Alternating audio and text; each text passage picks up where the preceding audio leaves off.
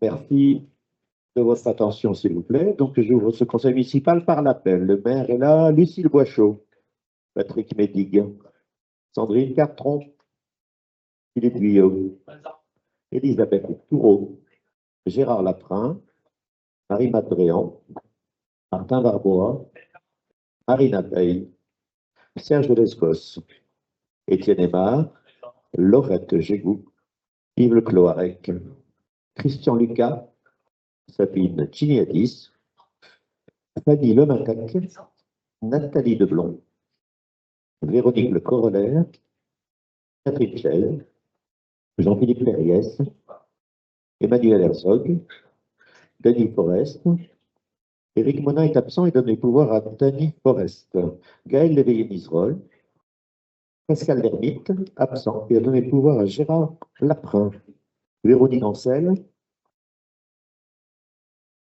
arrivé, Thierry Wespel, Elisabeth Charlégan. Si ce soir, Thierry Wespel a accepté d'être secrétaire de cette séance. Le procès-verbal du 16 décembre, appelle-t-il des remarques? Non, je le mets aux voix. Les abstentions, les oppositions, abstentions, adopté à l'unanimité des présents et représentés. Merci. Alors, on commence tout de suite. Délibération numéro 1. Nous débutons l'année avec la numéro 1, puisque nous sommes au premier conseil de l'année 2026. Les ratios d'avancement de grade que nous passons tous les ans, qui consistent à établir un ratio entre les agents promus et les agents promouvables, que nous vous proposons pour l'ensemble des cadres d'emploi catégorie C, B et A que vous avez sur le tableau, et les grades d'avancement que vous avez en colonne numéro 2, à hauteur de 100%, ce qui permet de traiter tous les agents qui sont promouvables. Y a-t-il des remarques? Non. Après débat, le Conseil est invité à délibérer pour approuver le tableau des taux de promotion tels que définis ci-dessus, donner pouvoir au maire pour prendre toutes les mesures nécessaires à la bonne exécution de la présente délibération. Des oppositions? Abstention? Adopté à l'unanimité des présents et représentés. Merci. Délibération numéro 2. Alors, il s'agit là de ce que l'on appelle le CIA, le complément indemnitaire annuel. Le CIA est une composante du régime indemnitaire des fonctionnaires et contractuels dans la collectivité aussi, tous les agents de la collectivité. Le CIA, c'est un morceau de ce régime indemnitaire qu'on appelle le RICEP, qui compose d'une part du FSE et d'autre part donc de ce CIA.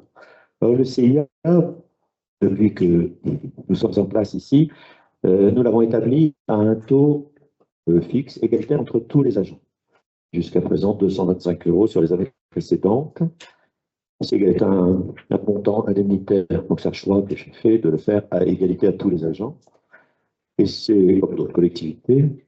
Et nous vous proposons cette année, en vertu des avancées que j'avais souhaité faire avec nos agents et en discussion avec les représentants du personnel, essayer chaque fois que c'est possible d'augmenter légèrement les revenus de nos agents, soit par l'IFSE, comme vous l'avez vu, dans ce qu'on appelle les groupes de fonction, avec des IFSE qui augmentent régulièrement d'année en année, faiblement mais qui augmentent, et puis le CIA, donc le proposer de 225 € à 300 € pour l'année. On parle d'un montant sur l'année, hein, que les choses soient claires. Si vous calculez, hein, le CIA pour l'année, c'est une prime qui fait en 2025, donc à 225 €, ça faisait 18,75 € par mois, soit 15 € net pour un agent par mois. Et on va monter à 20 € net par mois, soit 25 € brut. J'arrondis bien maintenant. Donc vous avez dans le règlement, comme toutes les autres années, les conditions d'attribution de ce CIA, qui est versé en fin d'année. Donc là, c'est pour la fin d'année 2026. Et vous avez aussi, par groupe de fonction, de 1 à 6, le fameux CIA égalitaire, donc, que nous avons défini comme un CIA minimum. Parce que quand on définit un CIA, il faut aussi définir un CIA maximum. Et ce CIA maximum, si vous vous souvenez des débats de l'année dernière, en 2024, je vous l'avais expliqué, nous avons mis un CIA maximum à 2500 € sur l'année. Il nous permet, juridiquement et légalement, de verser une prime pour les agents qui partent en retraite. L'année dernière, si vous vous souvenez, pour ceux qui s'en souviennent, pardon, nous avions eu un départ en retraite, je crois. Et donc, le départ en retraite, en fait, c'est une prime qui avait été sollicitée par les représentants du personnel, que nous avions accepté en CST et en délibération ici. C'est une prime équivalente en fonction de la durée de la personne dans la collectivité, maximum à 1 821 €, qui correspond au SMIC brut actuel. Et le 2500, c'est 1 800 € plus les 300 € de CIA. Voilà, on est obligé de voter un plafond qui nous permet de délibérer et de verser cette somme à la personne. Si nous n'avions pas défini ce plafond, nous ne pouvons pas verser cette prime de retraite. Cette année, nous avons, alors en 2025, nous avons eu un départ en retraite, et en 2026, nous avons 2 départs en retraite programmés. Donc ce maximum de CIA sera versé dans la limite de 2500, bien sûr, ce sera légèrement en dessous, pour 2 agents. Me suis-je bien fait comprendre? Est-ce qu'il y a des questions? Non, pas de questions autour de la table? Eh bien, nous allons voter, je vous propose ce CIA donc à 300 €. Après débat, le conseil municipal est invité à délibérer pour adopter l'actualisation du complément indemnitaire annuel dans les conditions susvisées, donner pouvoir au maire pour prendre toutes les mesures nécessaires à la bonne exécution de la présente délibération. Opposition? Abstention? Adopté à l'unanimité des présents et représentés. Merci. Délibération numéro 3. Nous allons parler culture. Il s'agit là d'un avenant à la convention de l'EPCC Seine du Golfe. Vous avez une annexe 1 et je vais passer la parole à Marina Veil. Marina. Merci, monsieur le maire. Alors, un petit peu d'histoire pour commencer. La plupart d'entre vous, vous savez déjà que en date du 7 juin 2016, le conseil municipal d'Arradon, de la commune d'Arradon, a créé l'établissement public de coopération culturelle Arradon, Van Arradon. Le 29 septembre 2016, la lucarne, la mise à disposition de la salle de la lucarne a été entérinée. Le 27 juin 2023, nous avons modifié les statuts de cette EPCC en introduisant la participation de GMVA dans le budget de l'EPCC, et nous avons progressivement augmenté la participation de la commune, d'abord à 95 000 pour l'année 2024 et enfin à 100 000 pour l'année 2025. Alors, le bordereau de ce soir concerne un avenant numéro 2, qui vise à intégrer dans la Convention une valorisation financière de l'occupation de la lucarne par le PCC Seine du Golfe. Le PCC Seine du Golfe l'utilise par contrat 150 jours par an. Et donc, nous considérons qu'il est impératif de valoriser les coûts réels supportés par la commune pour cette mise à disposition. Donc, ça inclut les dépenses de fonctionnement, le coût d'amortissement du matériel et la mobilisation des agents communaux. Essentiellement Jordan et le personnel de ménage. Nous considérons que cette valorisation permet une transparence accrue dans les relations financières entre la commune et l'établissement, et que le projet d'avenant prévoit un suivi annuel de l'utilisation de la salle et une éventuelle actualisation de cette valorisation. Pour vous donner quelques chiffres, les dépenses annuelles de fonctionnement du bâtiment s'élevant à 45 972 €, le coût d'amortissement du matériel à 15 211 €, soit un total de 61 183 €. Nous l'avons rapporté aux 150 jours de mise à disposition. Et donc, cela représente une valorisation de 17 793,11 €, et ce qui porte la valorisation globale de l'occupation à 42 936,82 € avec le salaire du régisseur, pardon, je vais le dire, et le personnel de ménage. Ces montants seront révisables pour tenir compte de l'évolution des coûts réels supportés par la commune, et les autres stipulations de la convention initiale et de l'avenant numéro 1 demeurent inchangées. Alors, en dernière ligne, vous avez le rappel des cotisations dont j'ai parlé tout à l'heure, puisque la commune verse chaque année à l'EPCC Seine du Golfe, verse depuis 2025 100 000 € à l'EPCC Seine du Golfe. Et donc, voilà, vous avez tous les éléments pour comprendre cette délibération. Merci Marina. Y a-t-il des questions, des interventions? Cet avenant numéro 2? Non. Moi, je rajouterais juste que nous faisons aussi une forme de régularisation, puisque la ville de Vannes fait la même chose avec le PCC du Golfe, avec la valorisation.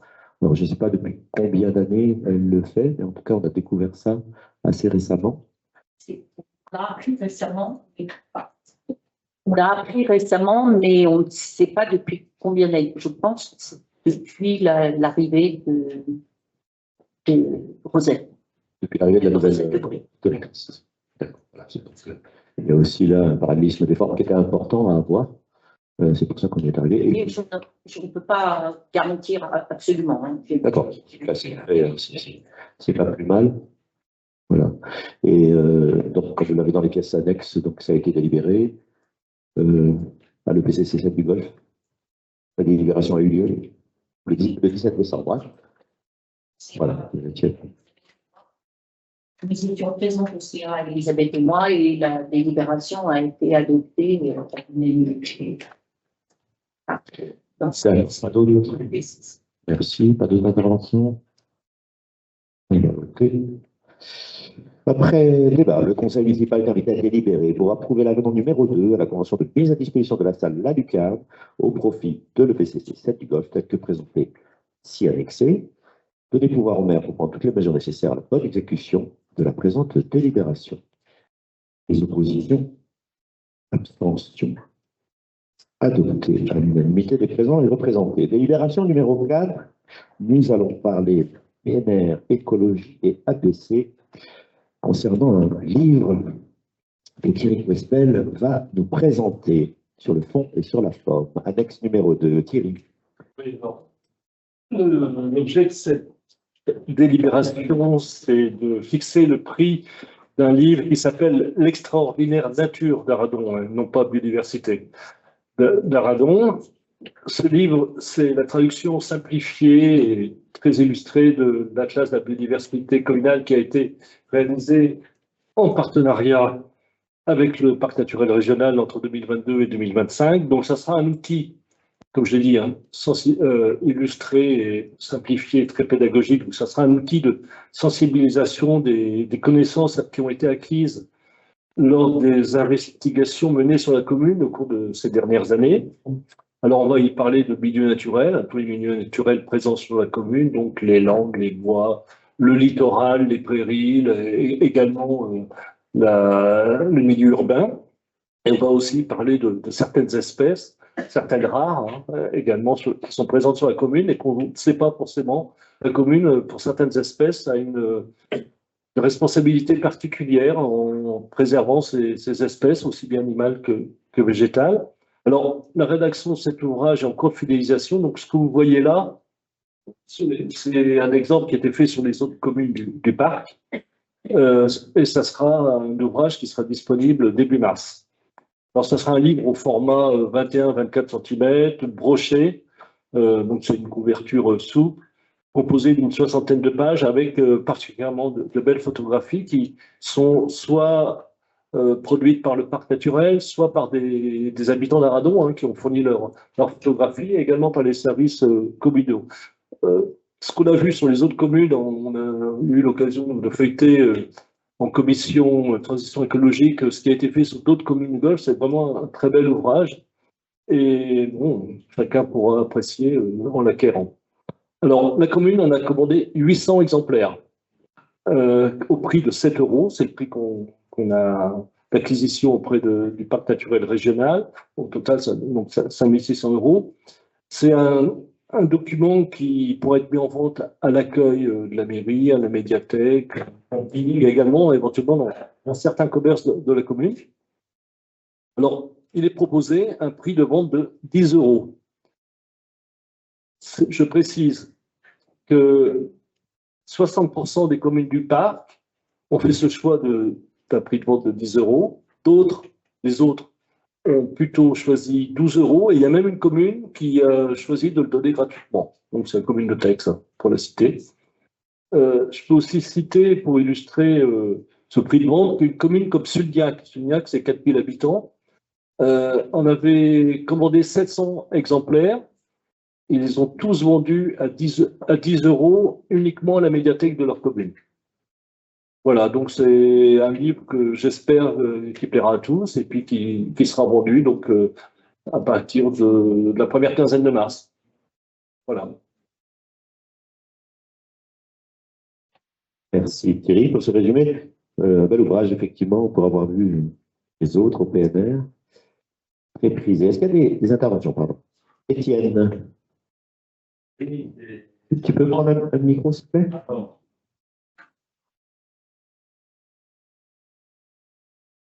Oui, bonsoir. Bon, Thierry a dit l'essentiel, il n'y a pas de souci. Mais je trouve que j'étais conseiller délégué à la biodiversité quand l'ABC, la deuxième tranche d'ABC a démarré. Il a fallu, c'est là que Aradon s'est inséré avec d'autres, s'est engagé avec d'autres communes. Il y avait eu donc la première tranche qui a donné la diapo que Thierry a exposée là sur les premières communes, Plougoumelen, Chignac, voilà. Et c'est vrai qu'à ce moment-là, la question de refaire une brochure, n'était pas du tout évidente. Donc je suis heureux que, parce qu'il n'y avait pas, le PNR a des moyens financiers limités, des fois ça demande d'énormes moyens humains, photos, textes, etc. Bon, moi je suis personnellement heureux puisque j'étais un peu, j'étais conseiller délégué, c'est pas moi qui ai lancé le travail à ce moment-là que ça aboutisse, parce que c'est un beau travail. Merci.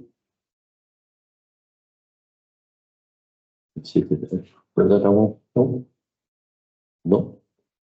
Vous m'avez dit qu'en commission, donc, vous étiez accordé sur ce prix 10 €. C'est pas un enjeu extrêmement important, mais c'est vrai que la discussion était entre 10 ou 12 €. 10 €. En fait, il y a toujours cette idée, bon, la commune ne va pas le donner gratuitement. On va pas le mettre à 15 €. Il y a une espèce de juste milieu et 10 €, c'est un chiffre symbolique qui est rond. C'est pour ça que l'objectif, c'est surtout de le diffuser. C'est un bien pris. Bien sûr. C'est que les ouvrages vieillissent assez vite. Ils ont intérêt à les diffuser rapidement dans les premières années. Très bien, je vais passer au vote s'il n'y a pas d'intervention. Après débat, le conseil municipal est invité à délibérer pour autoriser la commercialisation du livre L'extraordinaire Nature d'Aradon. On changera juste l'intitulé, s'il vous plaît. L'extraordinaire Nature d'Aradon. Fixer le prix de vente à 10 € et donner pouvoir au maire pour prendre toutes les mesures nécessaires à la bonne exécution de la présente délibération. Les oppositions, abstentions, de l'unanimité des présents et représentés. Délibération numéro 5. Là aussi, on va fixer un prix, mais il s'agit là de revente de bois, du bois de bord de route. Vous avez une annexe numéro 3 et c'est Sandrine Cartron qui vous présente ce bord de route. Sandrine. Merci Pascal. Donc je vais vous lire le bordereau et ensuite vous apporterai quelques éléments complémentaires. Donc la commune et Golfe du Morbihan Van Agglomération travaille conjointement depuis 2 ans au développement de la filière bois-énergie sur le territoire. Parallèlement, la commune souhaite maintenir et restaurer son patrimoine arboré pour répondre aux enjeux de protection de la biodiversité et d'adaptation au changement climatique. Dans ce cadre, la préservation et la bonne gestion des haies bocagères constituent un enjeu fort. Plus d'un quart de ces haies bocagères est situé le long des routes. Bien que leur entretien relève majoritairement des propriétaires riverains, la commune souhaite mettre en œuvre une gestion durable des arbres le long des routes. Cette démarche vise plusieurs objectifs. Ne plus intervenir dans l'urgence en agissant de manière préventive, assurer la sécurité routière et le dégagement des lignes aériennes, valoriser la ressource locale pour l'alimentation des futures chaudières bois sur le territoire, assurer durablement la repousse des haies et leur bon état sanitaire. Chaque année, un conventionnement est proposé aux propriétaires et aux exploitants agricoles riverains des routes ciblées afin d'autoriser la commune à réaliser cette opération collective sur leurs parcelles avec don du bois issu de l'élagage. Il est proposé d'établir un prix de vente à 25 € la tonne, ce prix comprenant l'évacuation, le déchiquetage et le transport du bois. Les recettes seront encaissées par la commune. Donc, pour des compléments d'information, donc la revente du bois se fera auprès de la SIG Argoat Bois Énergie. Cette société est déjà prestataire de la SPL Golf Énergie Renouvelable. C'est aussi la seule entreprise à réaliser des prestations de broyage et de traitement pour des petits volumes. Le bois sera broyé et pesé sur place avant d'être évacué sur une plateforme de stockage. Et à ce jour, nous ne savons pas quel volume sera traité. Le diagnostic de terrain effectué par les techniciens bocage de l'agglomération a permis d'identifier un linéaire de bocage de bord de route de 27 km, situé le long de 22 km de voirie communale. Donc, la commune a été divisée en 9 secteurs pour permettre une rotation sur 9 ans. Chaque secteur représente entre 3 et 5 km. Le premier secteur concerné, donc, c'est les routes de Moréac, de Roguedas et de La Chênaie. Le premier chantier est prévu la semaine du 3 mars, donc dans un mois, avec l'entreprise Ars Élagage. Le marquage des arbres est programmé les 16 et 19 février prochains. Il est prévu une communication en amont des travaux et une signalétique. Donc, les routes seront fermées à la circulation et les réseaux aériens seront neutralisés. En attendant le passage de la SIG Argoat, le bois sera entreposé sur des accotements routiers. Autre information, donc l'ADEME réalisera un fil de chantier pour pouvoir faire la promotion auprès des autres collectivités et un communiqué de presse sera également fait avec GMBA pour expliquer l'opération en amont des travaux. Donc, on a aussi reçu, là, en fin d'après-midi, j'ai reçu quelques informations aussi sur le nombre de parcelles concernées. Donc, nous avons 91 parcelles qui sont concernées sur le premier secteur. Ça représente 51 propriétaires qui ont été contactés. On a 8 parcelles qui appartiennent au Conservatoire du Littoral, 6 parcelles qui appartiennent à la commune, et nous avons 5 exploitants agricoles qui sont concernés. 33 propriétaires ont déjà donné leur accord et 65 parcelles font l'objet d'un conventionnement. Ça représente plus de 70% des parcelles. Et donc, c'est très, très encourageant pour la suite. Voilà pour les informations que je peux fournir. Je ne sais pas s'il y a des questions. Merci, Sandrine. Alors, y a-t-il des questions autour de la table, des interrogations sur le mode de fonctionnement de l'opération? C'est la... Combien de communes qui démarrent en même temps sur GFDA? Pour moi, il y en avait 2. Il y a le Keltas et Ardon. Le Keltas, c'est Ardon. On est plus concerné finalement par une chaudière bois. Parce que toutes les deux ont une chaudière bois. Le Keltas, c'est pour la cantine, je crois, et la mairie.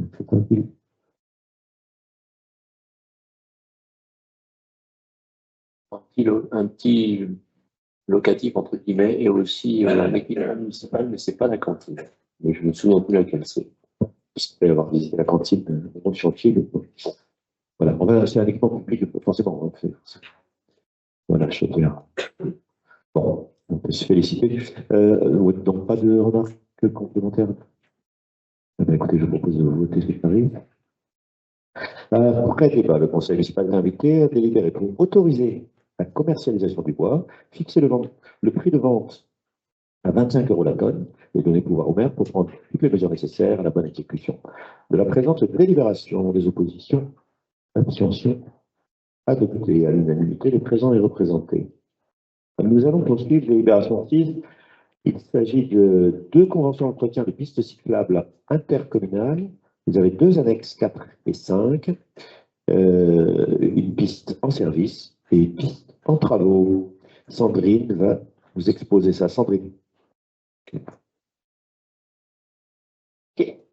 Donc pareil, je vais vous lire le bordereau qui est assez court et puis je reviendrai un petit peu sur les détails des conventions. Donc, Golfe du Morbihan Van Agglomération est compétente pour la création, l'aménagement, la signalétique et l'entretien des itinéraires cyclables présentant un intérêt majeur sur le territoire. Les axes d'intérêt majeur sont des itinéraires intercommunaux structurants pour le territoire qui peuvent être constitués de plusieurs tronçons en voie propre ou partagée. L'objectif est de garantir aux usagers ces axes un itinéraire continu et praticable en sécurité. Afin d'assurer un entretien de qualité des usagers, une convention propose de définir les interventions de les collectivités territoriales concernées par l'entretien des axes suivants. Donc, nous avons les pistes cyclables unidirectionnelles du Vincent aménagées en 2022 de chaque côté de la route départementale 101 entre les giratoires du Vincent et de Bottquellen. La piste cyclable en voie partagée du giratoire de la Brèche à la route de la Lande de Lignol en direction de Plérin, dont l'aménagement est en cours avec une livraison prévue au printemps 2026. Donc, concernant la répartition des compétences d'entretien, donc les collectivités sont soumises à une obligation de résultat pour garantir un itinéraire continu et sécurisé. Donc, concernant Golfe du Morbihan Van Agglomération, l'agglo assurera la maintenance de la structure, des revêtements en enrobé et des accotements. Le balayage mécanique 4 fois par an, donc automne, fin d'hiver et début d'été. Le fauchage des accotements 3 fois par an. L'entretien et le remplacement des panneaux cyclables type V45 et du marquage au sol spécifique, donc les pictogrammes et les chevrons. Et pour les équipements spécifiques du Vincent, GMVA assurera la réparation des îlots enherbés, des bordures béton et des balises J15. Ce sont des petites balises réfléchissantes qui permettent de prévenir, de signaliser les endroits à risque. Donc, la commune d'Aradon, elle, interviendra en cas d'urgence pour la sécurisation immédiate en cas de dégradation du revêtement et pour le dégagement d'obstacles imprévus. La commune interviendra également pour le rappel des obligations d'élagage auprès des propriétaires riverains. Et concernant la signalisation générale, la commune entretiendra les panneaux et les marquages non cyclables. Juste une petite précision concernant la piste cyclable Plérin-Aradon. Il y a une section de voirie partagée donc avec du trafic autorisé et dont l'entretien incombera intégralement à la commune, tout comme la voie aménagée autour du giratoire de la Brèche. Voilà pour la petite différence. Donc, concernant la gestion de la... Alors, il y a le département aussi qui est concerné dans une des conventions, donc ça concerne le Vincent Bottquellen. Donc, le département, uniquement donc, sur cette partie-là, assurera l'entretien des traversées de giratoire, donc sur la RD 101, ainsi que l'entretien des murets et des garde-corps du pont du Vincent. Concernant la gestion de la voirie, la commune et le département restent compétents et donc gestionnaires des autorisations de voirie et seront ainsi amenés à délivrer des arrêtés de circulation sur les sections entretenues par GMVA. Autre point de ces conventions, la durée des conventions est de 5 ans, renouvelable par tacite reconduction avec possibilité de modification par voie d'avenant. Et donc, la commune s'engage à informer les services de GMVA pour toute intervention ponctuelle ou délivrance d'arrêtés impactant les voies. Voilà pour les éléments des conventions que nous vous proposons de valider ce soir. Merci Sandra. Est-ce qu'il y a des questions sur la question technique? Moi, j'ai une question pratique. On a souvent ce sont les usagers à vélo qui nous écrivent régulièrement, on en connaît. Comment ça va se passer en matière de réactivité pour nous? Quelqu'un qui signale un problème sur une piste cyclable, il y a de fortes chances qu'il s'adresse à l'accueil de la mairie, pour faire simple. Oui, il y a de grandes chances pour que la mairie soit la première contactée. Après, comme je viens de le dire, si ça a un caractère urgent, s'il y a une mise en sécurité à faire sur ces pistes, la commune interviendra, mais il y aura, et donc c'est donc précisé dans les conventions, la commune devra signaler, rapporter à la GMVA tout ce qui, toutes les interventions qui sont faites. Mais on est bien sur avant tout de la mise en sécurité pour la commune sur l'ensemble des sites. Là, il y a des questions les plus urgentes et les plus graves. Voilà. Et on remonte l'information après auprès de GMDA. Très bien. Pas d'autres remarques? Martin, tu voulais dire quelque chose, non? Non, je dis que simplement dire que GMVA est parfois directement contacté par les usagers. C'est arrivé. Oui, mais quand ils sont contactés par les usagers sur une question qui concerne la commune, Oui. il faut que les circuits fonctionnent dans les deux sens. C'est ça que je voulais dire. Ah, c'est plus Oui, d'informations. c'est pour ça que lors des réunions, il y en a eu une ce matin, on a partagé sur le sujet. D'accord. Merci. Très bien. Eh bien, écoutez, deux beaux projets en tout cas, qui fonctionnent plutôt bien. On va attendre que le deuxième arrive. Alors, après débat, le conseil municipal est invité à délibérer pour approuver la signature et convention avec Golfe du Morbihan Van Agglomération, telle que rédigée en annexe, donner pouvoir au maire de prendre toutes les mesures nécessaires à la bonne exécution de la présente délibération. Des oppositions, des abstentions, adoptées à l'unanimité des présentes et des présents et représentés. Présents et présentés. On a fini avec les délibérations, quelques points d'information. Le point numéro 7, les conventions de mise à disposition. Vous en avez 3. Y a-t-il des remarques? Non. Point d'information des décisions prises par moi-même avec le mandat qui m'a été donné sur un certain nombre de marchés de travaux.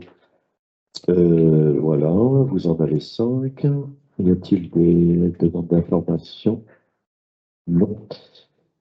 Ensuite, les opérations financières avec la carte achat public, vous en avez la liste, je ne vous la dis pas. Pas de remarques. Et enfin, les naissances et les décès.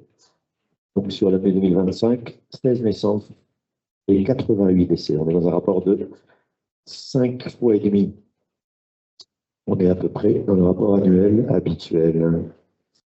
Alors, est-ce que ensuite, on va arrêter le conseil, mais il y a peut-être des personnes qui souhaitent donner des infos. Gérard Lapin a souhaité prendre la parole. Marima de Bréant.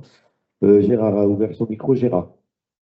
Oui, il y a juste eu sur les cartes qui sont mises sur le site de la commune dans le cadre de la révision du PLU, il y a quelque chose qui ne figure pas, c'est des histoires de couches, hein, on rajoute des choses sur les cartes, et il y a la couche des espaces boisés classés qui ne figuraient pas sur les documents qui sont en ligne. Donc les fichiers ont été remplacés dans la journée. Les fichiers qui sont 5.1 et 5.2 du règlement graphique. Pour ceux qui auraient chargé déjà les versions précédentes, voilà, je voulais le signaler, les EBC figurent maintenant sur ces nouvelles cartes. Et je remercie Thierry qui a été l'œil vigilant qui a permis de découvrir cette petite anomalie.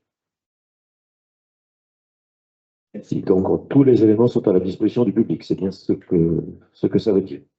Suite à la réunion PLU. C'était important. Marie-Mad. Moi, juste pour signaler donc, que le 14 février, à la Lucarne, donc, il va se tenir le forum Job d'été. Ça se passera de 9h à 12h30. Les communes qui participent, c'est Arradon, Baden, Le Bonneau, Plougoumelen, et puis accompagné de GMDA, de la mission locale et de France Travail. Donc les jeunes concernés, ce sont des jeunes de 17 à 25 ans, donc avec un job dating, l'aide à la rédaction de CV et des simulations d'entretien comme des années précédentes. Voilà. Mais donc c'est le 14 février, premier samedi des vacances. Ouais. Merci. Marina d'abord et Elisabeth. Marina.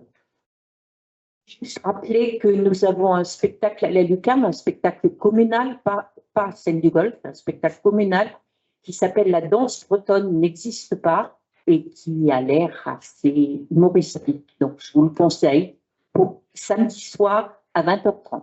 Et nous avons mis en place un système de billetterie en ligne avec With Event, dont vous avez dû voir la mention dans la dernière newsletter envoyée par Arad. Elisabeth.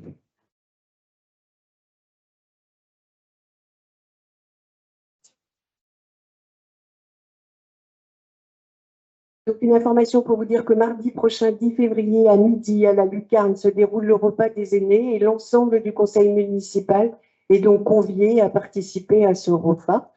Voilà, donc les membres du conseil d'administration du CCAS ont été informés, donc je pense que l'information a circulé, mais donc je vous le reprécise. Merci. C'est la surprise, le menu. Menu surprise, tous les ans, pour ceux qui ne le savent pas, les élus servent les aînés à table. C'est important. Alors, on va avoir Nathalie pour une information. Nathalie. Alors, moi, dans le calendrier des choses à venir, je voudrais parler de la 13e édition de la quinzaine du compost qui va démarrer le samedi 28 mars jusqu'au dimanche même, 12 avril prochain. Alors, je le dis à l'avance parce que il est proposé dans ce cadre de cette 13e édition, comme chaque année d'ailleurs, de cet événement national qui s'intitule Tous au compost, d'être à l'initiative d'une animation ou d'en rechercher une sur votre commune ou sur votre territoire d'intercommunalité et donc de participer ou de s'initier en s'associant et en se faisant connaître, soit au sein de sa commune ou soit au sein de l'intercommunalité GMDA qui recherche des partenaires pour promouvoir le compostage pour la gestion de nos biodéchets. Alors bien sûr, c'est l'antenne nationale RCC, Réseau Compost Citoyen, qui chapeaute tout ça et qui est à l'initiative de cet événement qui se répète depuis 13 ans et qui est bien sûr soutenu par l'ADEME. Merci Nathalie. D'autres informations? N'oublie pas, me semble-t-il, le 1er mars, les 30 km, Patrick, c'est bien ça? 30 km d'Aradon, merci. Alors, ce conseil est terminé. Le prochain, qui sera le dernier conseil de la mandature, aura lieu mardi 3 mars à 19 h. C'est donc bien le dernier conseil de la mandature 2020-2026. Eh bien, écoutez, d'ici là, je remercie tout le monde, ici et ailleurs, et je vous souhaite une très bonne soirée. Merci.